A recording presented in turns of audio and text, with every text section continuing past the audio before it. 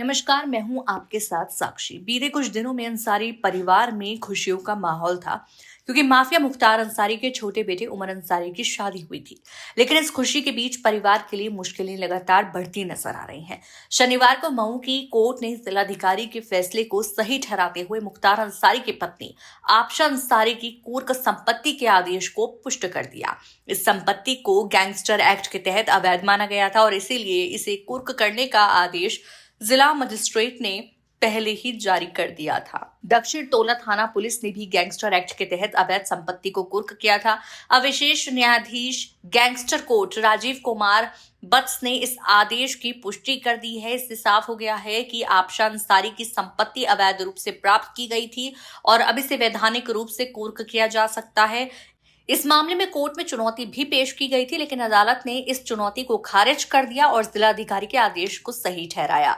जिलाधिकारी ने पत्रावली में संलग्न पत्रों का अवलोकन करने के बाद पाया कि संपत्ति अवैध तरीके से प्राप्त की गई थी, इसलिए इसे कुर्क करने का निर्णय लिया गया। इस फैसले ने अंसारी परिवार के लिए एक बड़ा झटका पेश किया है क्योंकि ये संपत्ति उनके नियंत्रण में थी और अब इसे वैधानिक रूप से जब्त कर लिया जाएगा।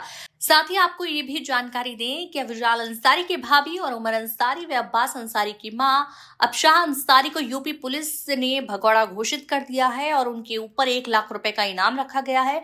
मुख्तार अंसारी के निधन के बाद भी आबशा अंसारी सार्वजनिक रूप से सामने नहीं आई थी और उनके जनाजे में भी शामिल नहीं हुई थी। अब कुर्क संपत्ति के मामले में अंसारी परिवार को एक बड़ा झटका लगा है जो उनके राजनीतिक और कानूनी प्रभाव को भी प्रभावित कर सकता है। इस पूरे घटनाक्रम ने स्पष्ट कर दिया है कि गैंगस्टर एक्ट के तहत कानून सख्ती से लागू किया जा रहा है और अंसारी परिवार जैसे प्रभावशाली व्यक्तियों के खिलाफ भी कार्रवाई बिना किसी रियायत के ही की जा रही है।